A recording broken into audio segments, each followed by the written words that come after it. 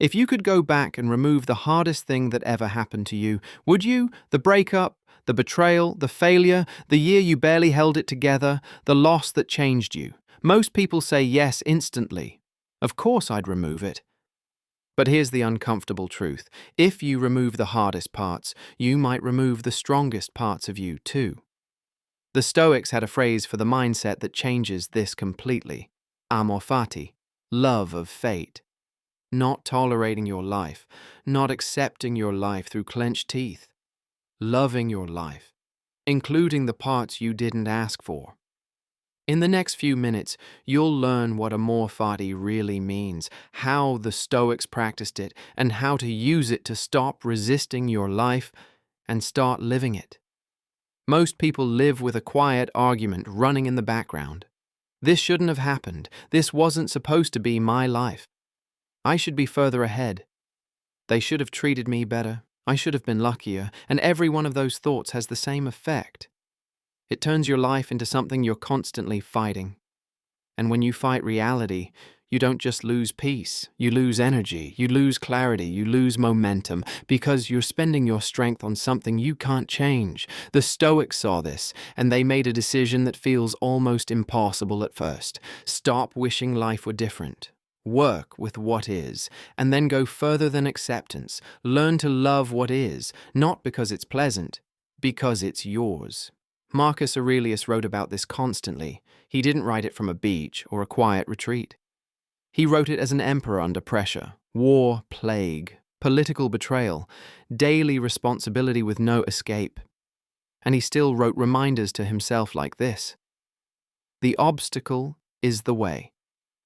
What stands in the path becomes the path. It's not just a clever line, it's a philosophy. If something blocks your way, you can respond in two ways. You can see it as proof your life is broken, or you can see it as training, as material, as the thing life gave you to shape your character. And this is where Amor Fati begins, not with a smile, with a shift in meaning. Epictetus said something similar but more direct. It's not events that disturb us, but our judgments about events. In other words, life happens. And then we decide what it means. We decide it ruined us, or we decide it refined us. We decide it was pointless, or we decide it taught us something we needed. You don't control what happens, but you do control what you make of what happens. And Amor Fati is the decision to make something strong out of everything. Even the things you didn't choose, even the things you still wish hadn't happened.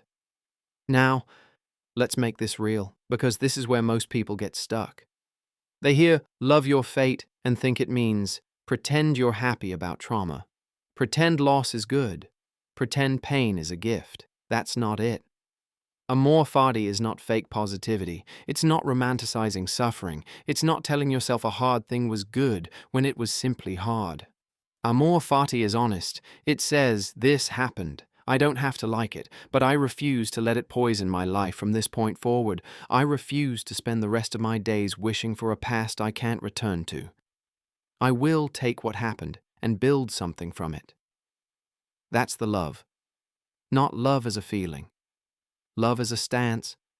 Love as a decision. 'Cause here's what resisting your life does. It keeps you trapped. A relationship ended, and you keep replaying it. If they had stayed. If I had said the right thing.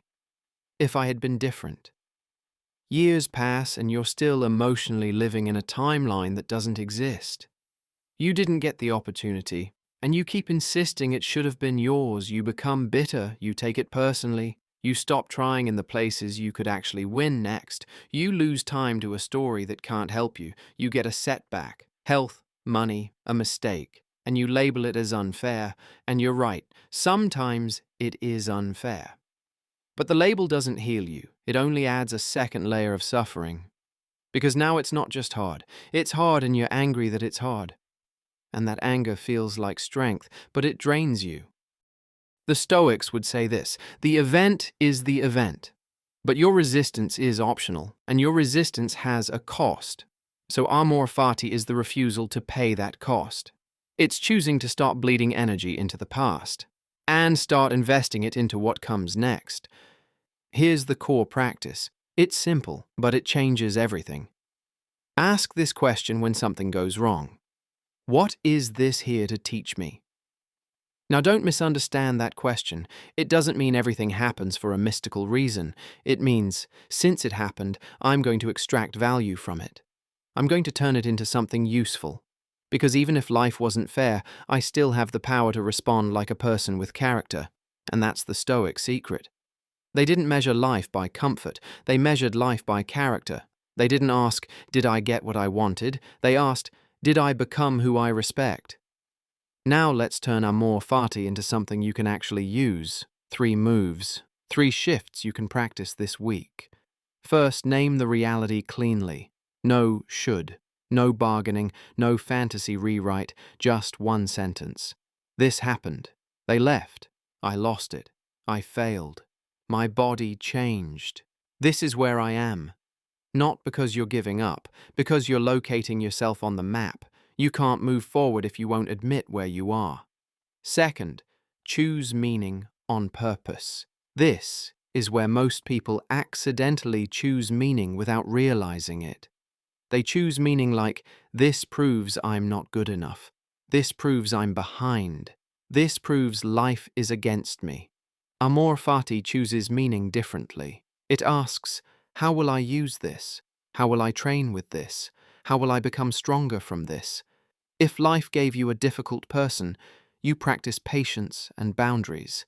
If life gave you loss, you practice appreciation and presence. If life gave you failure, you practice humility and persistence. If life gave you uncertainty, you practice courage. You can't always choose the lesson, but you can choose to learn something. Third, act in a way that matches the meaning you chose. Because meaning without action becomes coping. Amor Fati is not coping. It's movement. It's saying, because this happened, I'm going to train. I'm going to apologize. I'm going to rebuild. I'm going to start again. I'm going to protect my peace. I'm going to take care of my health. I'm going to stop begging for what isn't coming back. I'm going to put my energy where it can create something. This is the moment your life starts feeling like yours again. Because now you're not waiting for the perfect timeline. You're working with the real one. And here's the part that makes Amor Fati feel life-affirming, not heavy. When you practice it long enough, you stop seeing hardship as a detour. You start seeing it as part of the path, and that changes how you live day to day. You stop asking, why is this happening to me? And you start asking, how do I meet this with strength? You stop asking for life to be easy, and you start building yourself to be capable. That's freedom. Because a person who only feels okay when life goes their way is fragile. But a person who can handle what life gives them and use it becomes steady. And steadiness is power. Now I want to make this personal. Because Amor Fati isn't just for big tragedies. It applies to the daily frustrations too. The traffic, the delay, the awkward conversation, the mistake, the criticism, the plans that changed, the day that didn't go how you wanted. Most people treat those like proof the world is against them. Amor Fati treats them like training reps. A delay is a rep for patience. A criticism is a rep for humility. A mistake is a rep for responsibility. A difficult person is a rep for boundaries. And when you see life that way, you stop feeling cursed, you start feeling trained. Now, does this mean you stop trying to improve your life? No. Stoicism is not passive. Amor Fati is not surrender. It's not, I guess I'll just accept a bad situation forever. It's this, I accept reality so I can respond effectively. I stop wishing it were different so I can change what's possible next. Acceptance is the starting line for action, not the end. So if you're in a situation you should leave, you leave. If you're in a pattern you need to break, you break it. If you need to build skills, you build them. If you need to change your environment, you change it. But you do it without resentment. You do it without the emotional tax of arguing with the past. You do it from a grounded place. Because you're no longer fighting reality, you're working with it, and that changes the quality of everything. Here's a way to think about Amor Fati that makes it click. Imagine life hands you a stone. Most people look at the stone and complain it's heavy. They carry it with bitterness. They throw it at other people. They resent the fact they have to carry it. Amor Fati says, if I have to carry it, I'm going to build strength from it. I'm going to use it.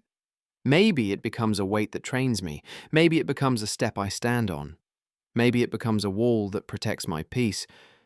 But it will not be wasted. That's the mindset. Nothing wasted. Not the pain. Not the failure. Not the delay. Not the disappointment. Not the detour. Because the moment you decide nothing is wasted, life stops feeling like it's happening to you. It starts feeling like you're participating, like you're shaping it, like you're becoming someone through it. Marcus said something that captures this perfectly. A blazing fire makes flame and brightness out of everything that is thrown into it. That's Amor Fati. You become the fire. You don't choose what gets thrown into your life, but you can choose what you become from it. So here's your practice this week. When something doesn't go your way, pause for one breath. Then say, this is part of it. Not as resignation, as strength. Then ask, what is this training in me? And then decide one action you'll take because of it. One. Small. Real. That's how you build this mindset. Not with speeches, with reps. And here's the quiet resolution. Amor Fati doesn't mean you're happy about every chapter. It means you stop rejecting your life. You stop wishing you were somewhere else, someone else, living some other timeline. You stop fighting the reality you're in. And you start using it. You start turning it into character. You start turning it into wisdom. You start turning it into strength, love of fate. Not because fate is always kind, but because this is your life. And you get to decide what it becomes. Amor Fati. Love your life by refusing to waste it.